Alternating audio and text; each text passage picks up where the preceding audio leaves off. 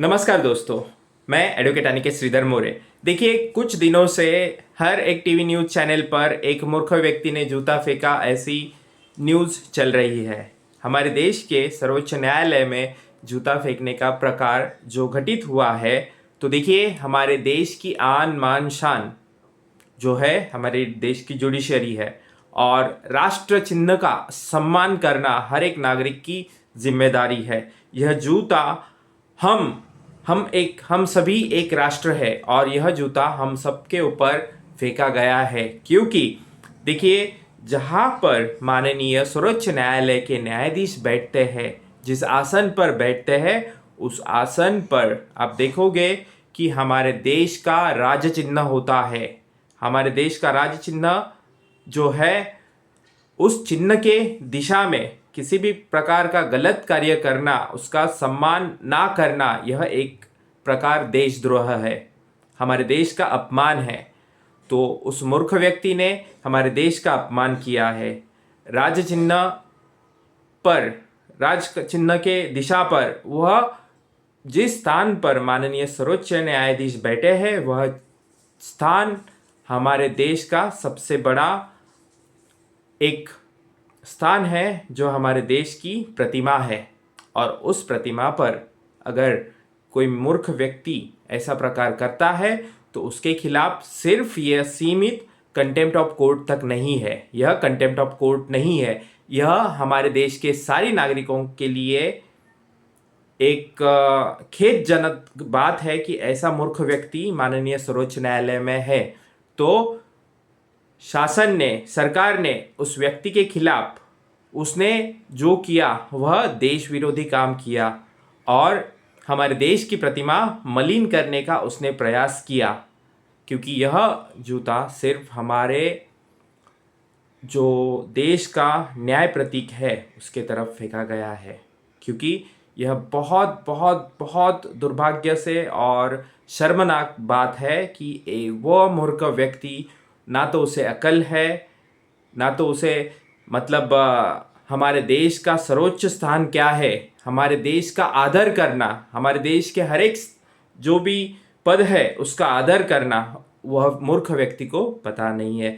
देखिए, ये जो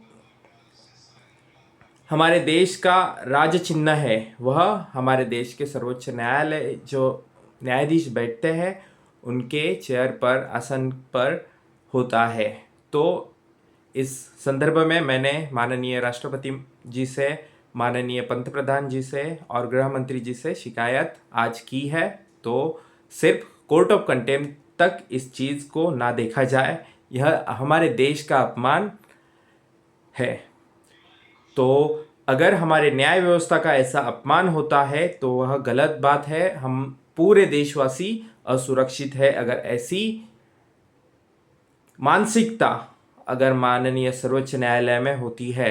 हम सभी को न्याय व्यवस्था का आदर करना चाहिए, सम्मान करना चाहिए, तभी हमारे देश में खुशहाली रहेगी। हमें हमारे देश के प्रशासन का भी सम्मान करना चाहिए, हमारे देश का जो सरकार है उसका भी सम्मान करना चाहिए। यह तीनों हमारे देश के शेर है, या फिर हमारे देश का जो प्रजातंत्र है उसमें हमारा देश इन्हीं तीनों स्तंभ पर खड़ा है। तो कोई भी व्यक्ति अगर ऐसी चीज़ करता है तो वह देशद्रोही है, देश का विरोधी है।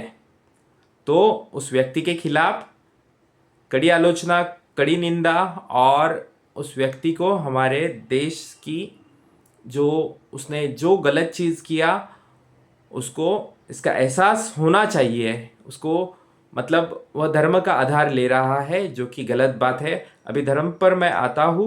देखिए, हमारे राष्ट्रपति जी, सॉरी माफ़ करना, हमारे देश के जो मुख्य न्यायाधीश है, उनके जो न्यायालय में जो प्रकरण जाता है, तो यह एक षड्यंत्र हो सकता है। उसका कारण मैं यह बताता हूँ। देखिए, अगर I am the part of judiciary, Indian judiciary, तो मुझे पता है कि कौन सी बातें पीआईएल में आती है, कौन सी बातें पीआईएल में नहीं आती है, यानी पब्लिक इंटरेस्ट लिटिगेशन। तो जो भी बात, उस बात में मैं चर्चा नहीं करना चाहता हूँ क्योंकि बड़ा विषय बन जाएगा। लेकिन जो विषय माननीय सर्वोच्च न्यायालय का विषय ही नहीं है, तो बिना अर्थ का, व्यर्थ का माननीय न्यायालय में ले जाना, देखिए,